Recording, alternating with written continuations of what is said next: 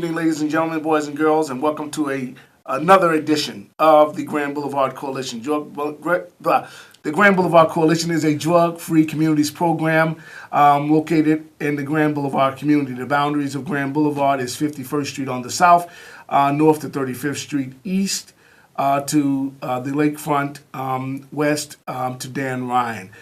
Today is a very exciting show. Join us in the conversation. This is a live show, 312-738-1060, 312-738-1060. Another exciting show as we're going to talk about community partnerships and drug-free communities. And I have a very exciting guest. He's my friend. I call him a friend, but he's a Sox fan. But anyhow, he's still my friend. A brother that's doing some great work on the near west side of Chicago. Join us, our guest today is Mr. Kenny Butler, Program Manager for Unity West Collaboration, or Unity West Coalition. Correct.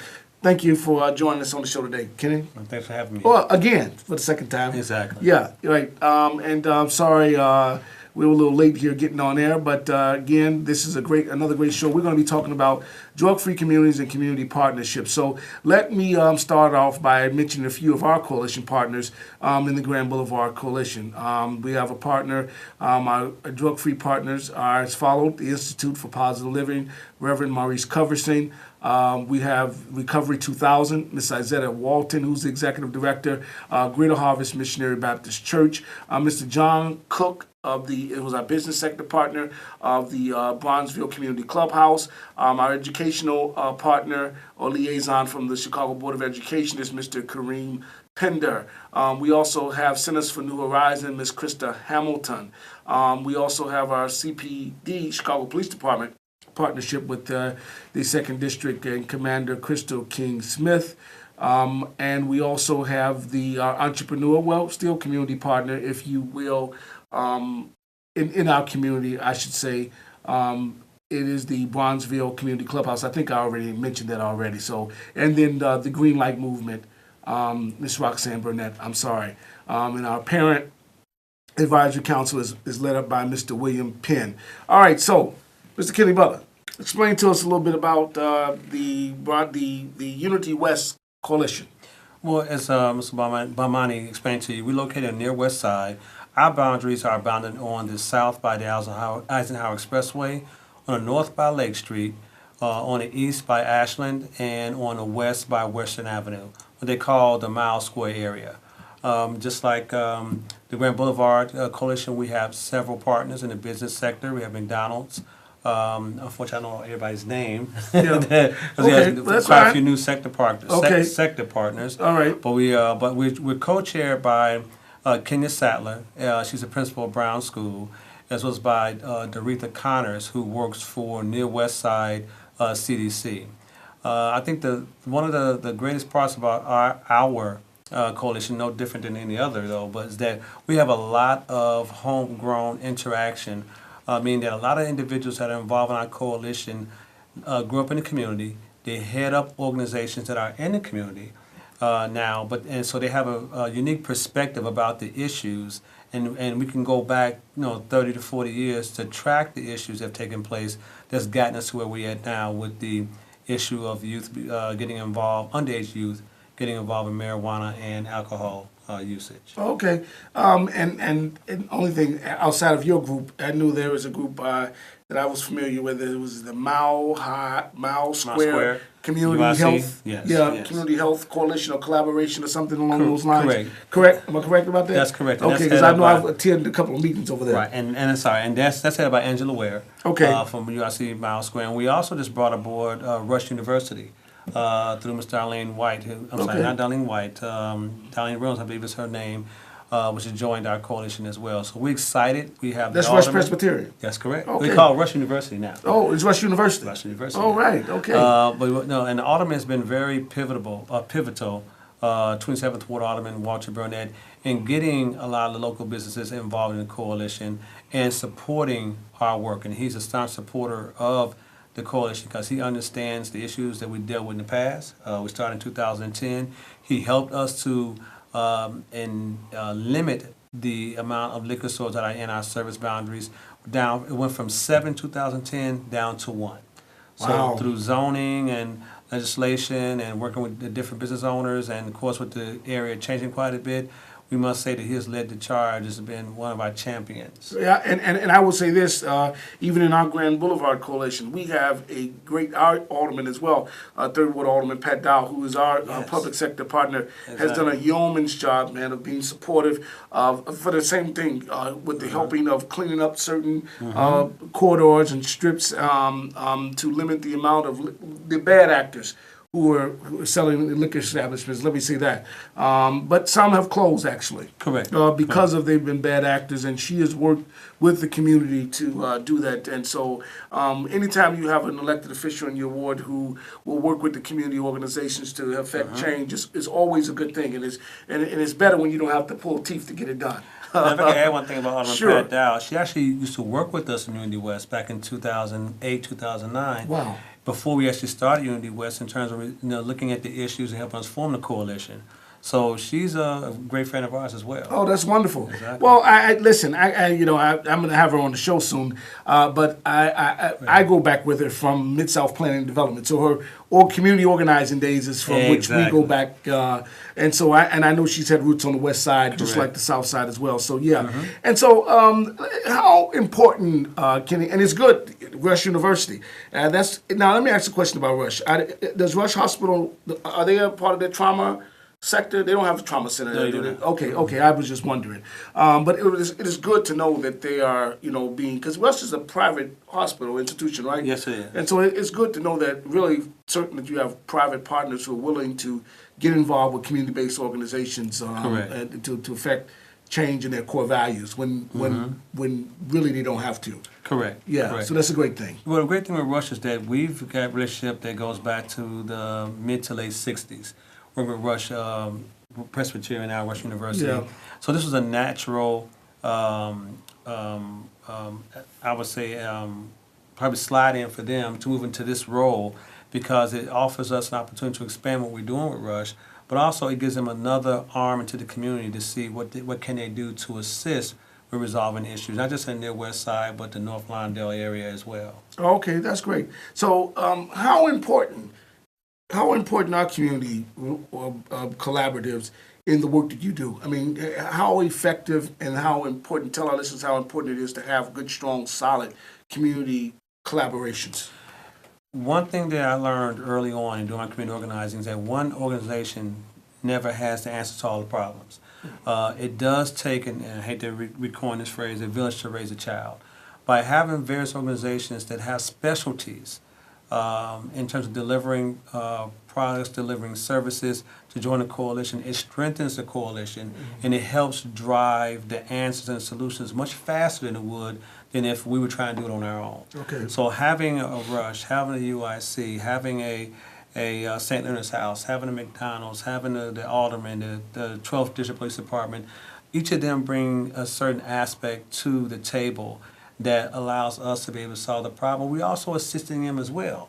Like cleaning up the issues in the community, more businesses are willing to come and invest in your community. Right. By working with the hospitals, we help them indirectly do outreach to have individuals that normally would not visit their facilities, that would visit their facilities because they know that they are community friendly. And of course, the community agencies, that remains, don't have to go into that in a lot of detail, because we know that all community agencies, because we're so strapped for cash now, partnering with other community agencies helps you to drive your mission, Yeah. allows you to reach your goals without having to expense a lot of the services out. Yeah, okay. That's a great thing. Let me ask you another question. Are you guys so since you're in the near West Side, I like to call it the near West Side. Right.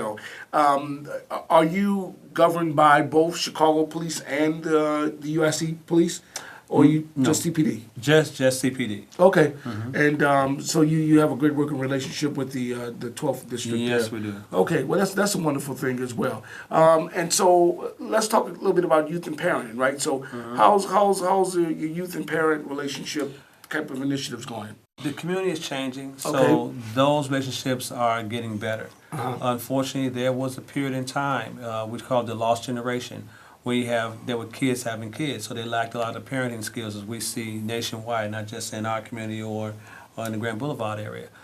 So as you get more parents in the community, that our older parents, they've been mentoring some of the younger parents to show them how to be a mother, how to monitor your kids, how to work with your kids, how to talk to your kids. Even though the lingo has changed quite a bit, I hear kids saying things now. I'm like, what did they just say? Yeah. But it helps quite a bit. But we still have a long ways to go in terms of fusing that relationship together, where it can be successful in terms of driving that child down the right path. Yeah. So, Mr. Butler, we just came back maybe a couple of weeks ago from a very interesting, I found it to be very interesting, a conference in Washington, D.C., CACA conference in SAMHSA. Why don't you this is the first one I've attended. I don't know about you. Was it the first one? No, the second one. Second one, okay. So that's why I want to go to the point of giving the audience a bit. What did you think about the conference and the information that was shared? I learned some things, but I'll let you go first. Yeah, the information that was shared was eye-opening.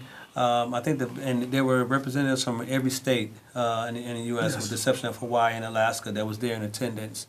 I think one of the biggest differences that I found, though, is that there's a big divide between the issues that youth in rural areas or smaller cities and towns face versus in Chicago or larger urban areas. Mm-hmm. And just very quickly, you hear about this opioid epidemic, which has not reached most of the urban areas yet, with the exception of Cleveland, but it's running rampant through your small towns and your small cities and rural areas. When cities like Chicago, urban areas, it's still primarily marijuana and alcohol. That's the gateway before Correct. the kids go to opioids.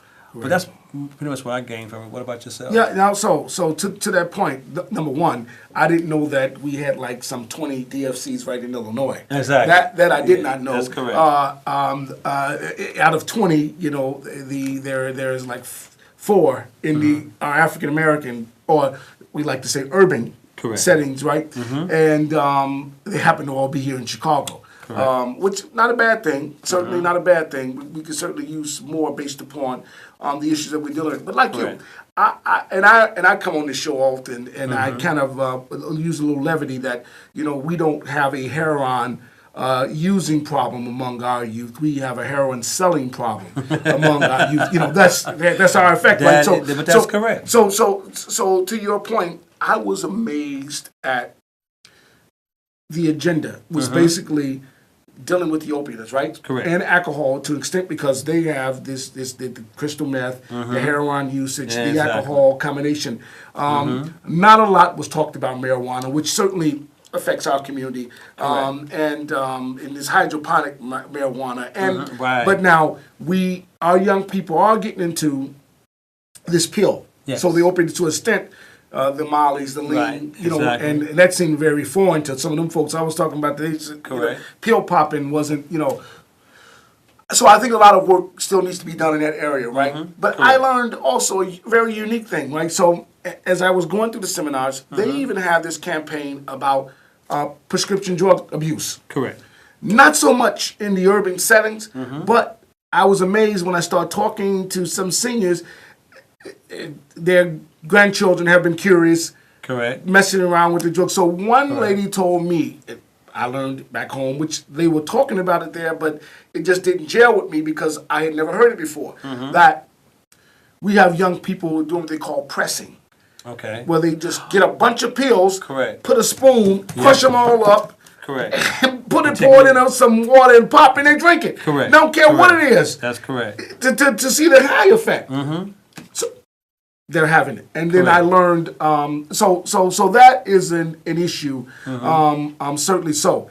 To that point, there was a guy, and I picked up these bags, disposable bags that you can dispose of your medication. It dissolves right away. You pour your pills in there. You pour some water in it. You Ziploc it. It's biodegradable. Okay. It doesn't get into the ecosystem. Once you trash it out. So I'm going to follow up with that gentleman and look to start holding some community seminars around how to dispose of your medication, and maybe dealing with that around some senior buildings, as a fundraising for our organization. But that's at a later time. So I did learn that to be more interesting. I'm hoping that a day will come where people will begin to recognize, more of our issues, like our struggles of what we're dealing with young people today. Correct. And so, like you, I can speak. Just the other day, we got noticed that one of the schools that is in our service area, they had a problem with 7th and 8th graders, man,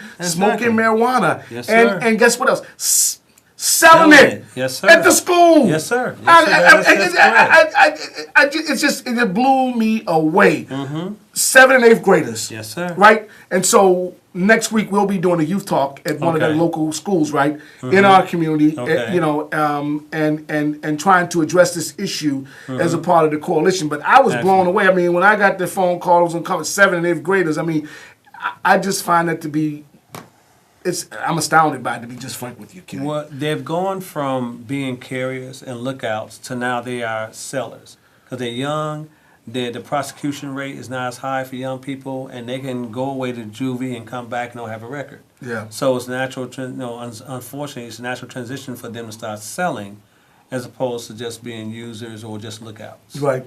Yeah, and so that kind of shocked me in the sense, but, And I'm not making light of this. I just my opinion of the whole thing is that we don't have a youth problem as much as we have a adult problem. Correct. Right? Adults being adults and being parents and giving the proper direction and the proper guidance and I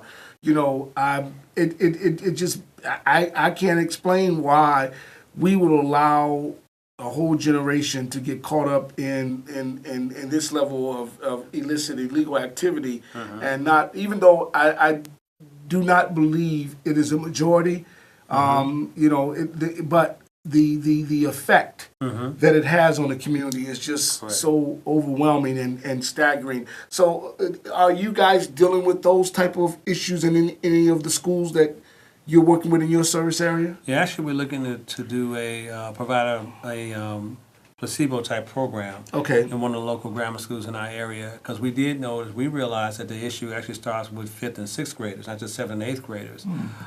So we're hoping to get all of the red tape resolved so we can start this program up in September. Okay. We do provide workshops to the youth. Fortunately, we're located in a youth center, so we have a captive audience of anywhere from 100 to 150 youth on a daily basis.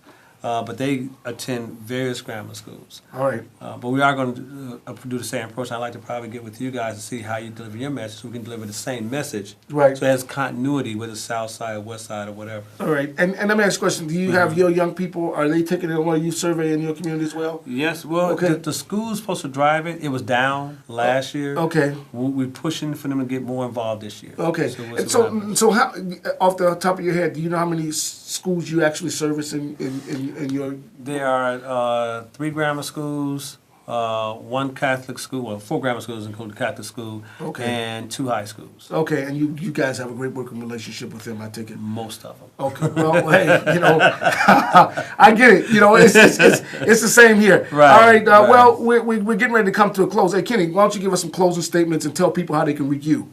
Well, if you need to reach us at Unity West, we're located in the Major Islands Community Committee. You will reach at area code 312-421-6903. Again, 312-421-6903. And please join the movement. Yes. And listen, we've come into a close, but you can also reach me at the Grand Boulevard Coalition at 312-420-5582. 312-420-5582. And look, before we go real quick, there was a young lady who called in a couple of weeks ago who had a dynamic reading program. You left me a message. I couldn't get it, but I would love to learn more about your reading program so that I can share it with some of our schools and young people in the Grand Boulevard community. Again, real slow, my number, 312-420-5582. Listen, this has been another great show. Thank you for watching. Until next week, peace.